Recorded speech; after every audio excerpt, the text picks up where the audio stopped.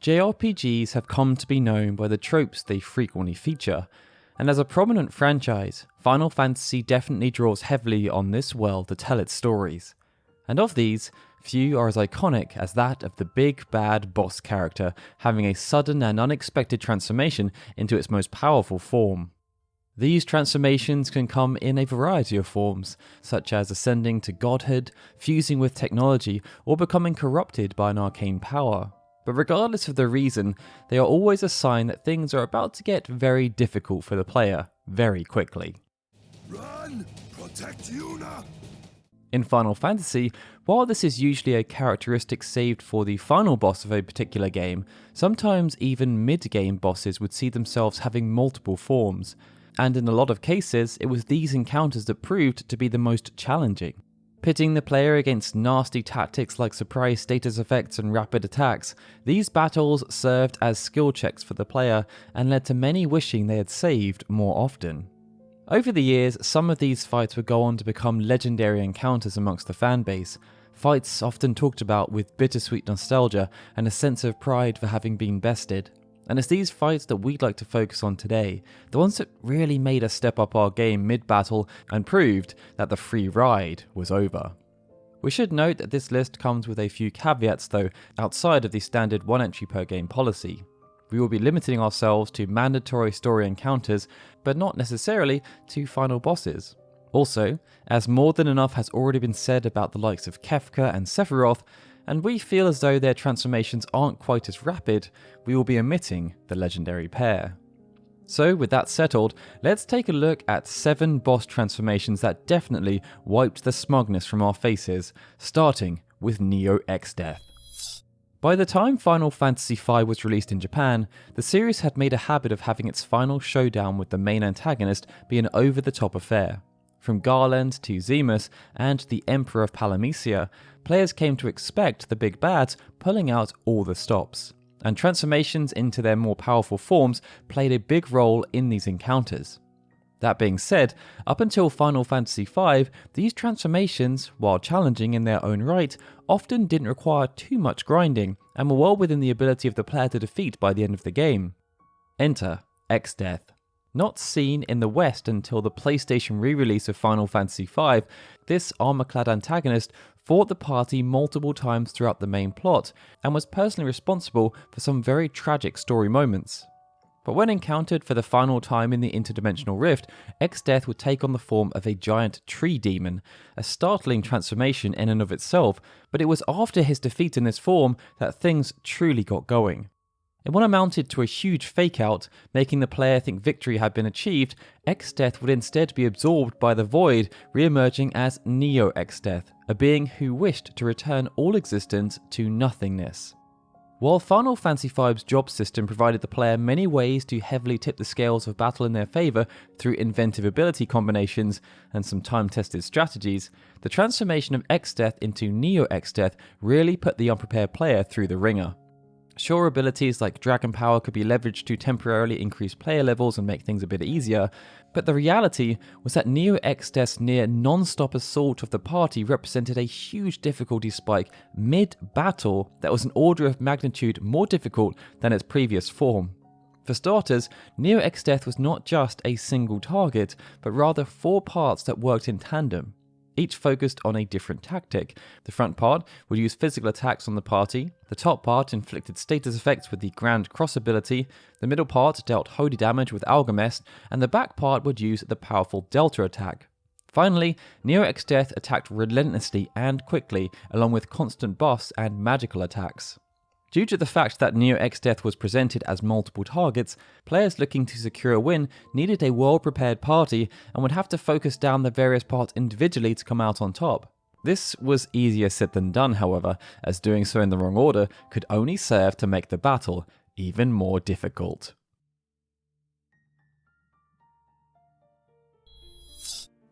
Final Fantasy VII featured many iconic bosses with great transformations, and before getting into our next entry, we would be remiss not to give an honourable mention to the most recognisable, that being the transformation of Bizarro Sephiroth into Safer Sephiroth.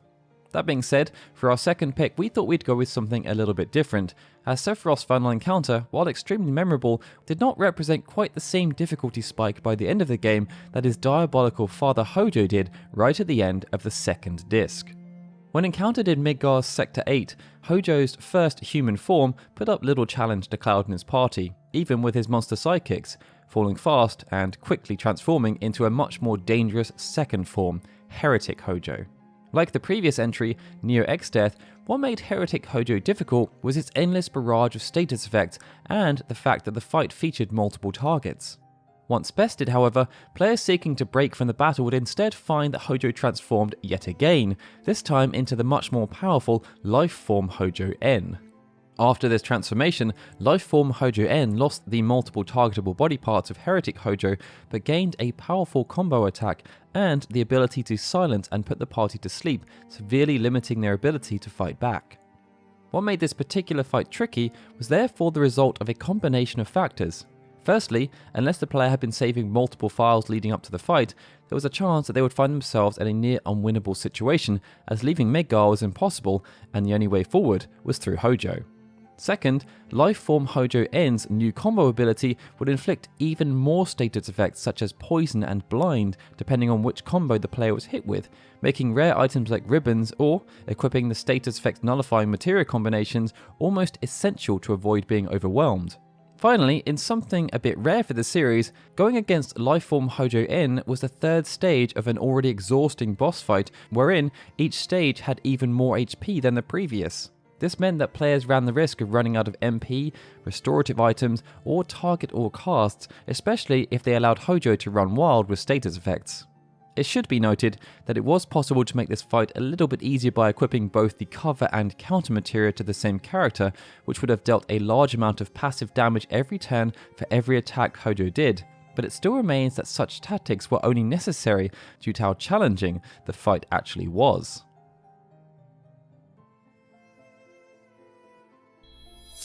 Final Fantasy XIII featured many difficult boss fights that tested the player's proficiency with its battle system.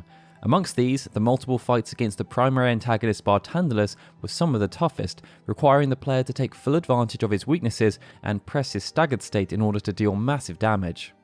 When encountered at the end of the game, Barthandelus once again put up a great fight, but his eventual defeat only gave way to something even more challenging, Orphan. Beginning immediately with only a cutscene in between the battles, the final encounter started off with a bang as Orphan would immediately cast Merciless Judgment, an attack that would hit the player's whole party for 99% of their health. Following this, Orphan barraged the player with a myriad of status effects and continuously healed itself as it switched between its consummate light and dark forms.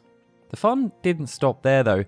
If the player took long enough to defeat Orphan and 30 minutes happened to elapse, it would cast Doom on the party to force the battle to come to a conclusion, that is, if it hadn't already used its signature ability, Progenitorial Wrath, to hit the player with instant death and end it much earlier. Luckily, if the party was defeated, you would have the option to restart the fight at the beginning of the Orphan encounter instead of having to go back to beat Barthandelus all over again. While this definitely made the fight more digestible, Orphan's near constant barrage of attacks that caused massive amounts of damage or instant death were what made this fight such a challenge to beat, and the player would need to fully leverage the game's mechanics to achieve a victory. Adding to the punishment was the fact that this wasn't even Orphan's final form. Its true final form also saw it cast Doom on the party, this time at the start of the fight, and it was invincible outside of being staggered. But we think its second form deserves the nod here due to its relentless assault, constant healing, and how the player begins to fight on the back foot right out of the gate. For this next entry, we're revisiting someone that has been featured before, many times, but it didn't make sense to leave them out. Yes, that's right, we're talking about everyone's favourite undead summoner, Yunalesca. While Yunalesca is not the final boss in Final Fantasy X, she certainly might be the hardest fought in a standard playthrough of the game.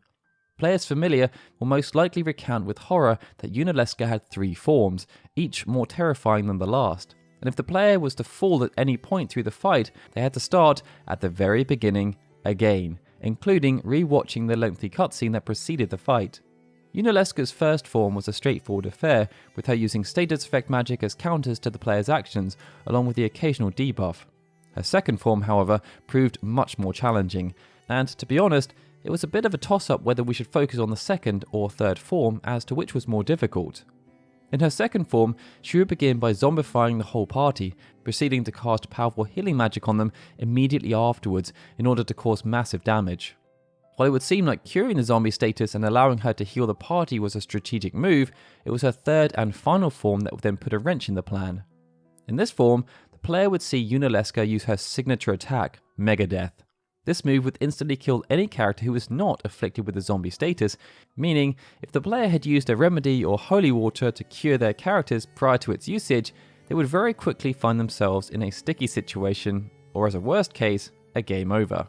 Her tactics following Megadeath would be to zombify the party, continue to cast powerful healing magic on them, attack them with the Hellbiter ability, and then use Megadeath again, making the battle a constant juggle of status effects in order to avoid instant game overs and massive casualties. As the Yunalesca's third form constantly had the player on the razor's edge of a game over, we think she more than earned her spot on this list, and we think many fans of Final Fantasy X would tend to agree. As we've discussed before on this channel, Final Fantasy Tactics is home to some of the more challenging fights in the franchise. Some of these are memorable for the pivotal moments they played in the story of Ramza, while others just proved to be downright mean, and our fifth pick today is both. We've spoken about battles against Wiegraf before, specifically how the encounter had the potential to softlock the player's save file and leave them stuck in a possibly unwinnable battle. But keeping with the theme of this video, however, we'd like to focus on the second half of the fight and Wiegraf's transformation into the devious Lucavi, Belias. Upon reducing Wiegraf's health to below 20%, a difficult task in itself, the one-on-one fight against Ramza would end, and the players would no doubt have felt pretty relieved. But then they would bear witness to Wiegraf being possessed and transformed into the powerful Belias, and a second portion of the fight would ensue. Luckily, Ramza would gain access to his party, which would help level the playing field. For its part though, Belias would also bring some aid along, evening out the numbers, and these additional enemies would not play nice. Additionally, Belias itself would cast powerful summoning magic on the player's party, being able to hit multiple characters at once if not careful, and it also had the ability to petrify player characters. Without handy curative status magic or some golden needles on hand, this tactic could quickly turn the tides and force the player to relive this two-stage encounter all over again. What truly made this encounter such a difficult fight though was not just the spike, but also that it was combined with a point of no return in the story. Now with some careful preparation, the damage Belias did could be mitigated, but even so, this transformation remains a notorious and sore point in the game for a very good reason.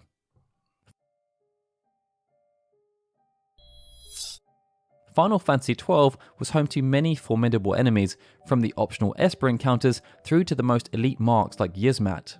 But when it comes to the mandatory encounters, one of the most memorable fights was against Vayne Solidor. Vayne was fought on the Sky Fortress Bahamut in 3 stages, with his first form seeing him fight the player as a human, using physical techniques along with a variety of chain combo attacks once his HP fell below a certain level. His second form, Vayne Novus, was a result of Vayne utilising the power of Larsa's Nethersight. It also featured 5 additional enemies in the form of floating swords known as the Sephira. These would work to immobilise the player while Vayne cast powerful buffs on himself using his Limit Break ability, dealing massive damage through his Tree of Sephira attack. In this form, he could even negate all magic attacks. Now, it would be easy to say that this jump in difficulty from Vayne's human form to Vayne Novus was enough to make the list, but it was his final form, the Undying, where Vayne truly cranked it up a notch. Fusing his body with the Sky Fortress Bahamut itself, the Undying took on a devilish appearance that was equal parts man, machine, and magic. Building off of his earlier form skill sets, the Undying could negate both magical and physical damage, and cast piercing versions of powerful spells to attack the party even through Reflect. In addition, it would also frequently deal thousands of points of damage to the party at a time with abilities like Mega Flare and Ascension. If that wasn't enough though, the Undying also had the nasty habit of debuffing the player right when you had finally set up protective spells like Shell and Regen, and it also had a rather sneaky arm cannon attack that technically was classified as gun damage, meaning it would bypass a character's defensive stats. While most definitely not the hardest encounter in Final Fantasy XII, Vayne Solidor perfectly embodied the idea of a multi-stage boss, and beating his Undying form required the player to have their wits about them and their best gambits and gear in place.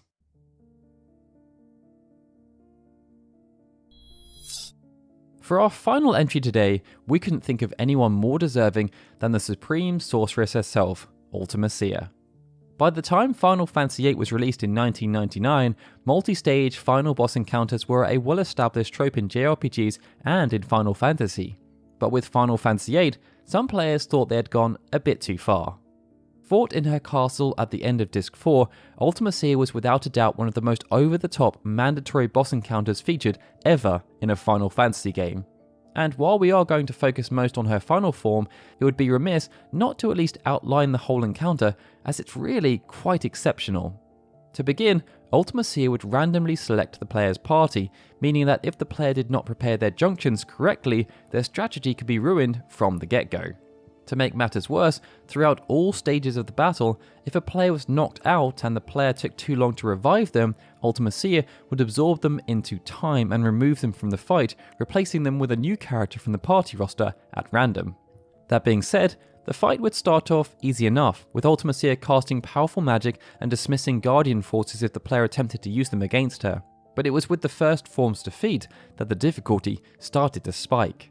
First up, Ultima Seer would summon the formidable Griever to fight the party, who, beyond using the most powerful blue magic available, Shockwave Pulsar, would also annihilate the party's magic reserves.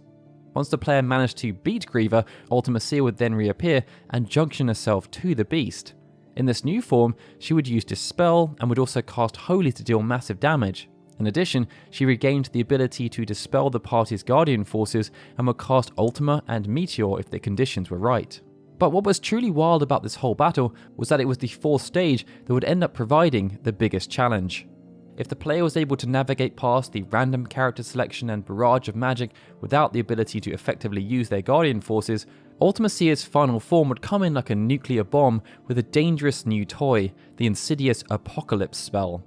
Dealing easily in the range of 8,999 damage, depending on active buffs at the time, this attack had the chance to completely wipe out already tired and depleted parties. While it was possible to stop her from casting the devastating Apocalypse by destroying her lower half once it was revealed, even lacking this ability, she would still retain her formidable skill set and prove to be more than some players could handle. And as a final insult to injury, even in death, Ultima Seer could deliver one last final blow to unaware players, as once her HP reached 0, she would begin a final monologue that the player would need to advance by attacking her for at least 200 damage for a total of 5 times. In the meantime though, Ultima Seer would continue attacking the party, so players who put their controllers down, thinking the fight was over, wanting to wipe the sweat from their brows as it was a very long, lengthy fight, had the potential to unfortunately witness a game over. And with that fun conclusion, I think we're done. They were 7 boss transformations that definitely wiped the smugness from our faces. Be sure to let us know in the comments though which of these transformations ended up giving you nightmares. And if you enjoyed the video, give us a like and be sure to subscribe for more content. Alright everyone, with that, this is Daryl signing out. I'd like to extend a big thank you to all of our Patreon and YouTube membership supporters, especially Benjamin Snow, The Livestream, Gregory, Lord of Morning and Z-Dawn, who are super special Onion Knight supporters, and of course, a big thank you to everyone for watching this video. I'll see you all again soon for more Final Fantasy goodness.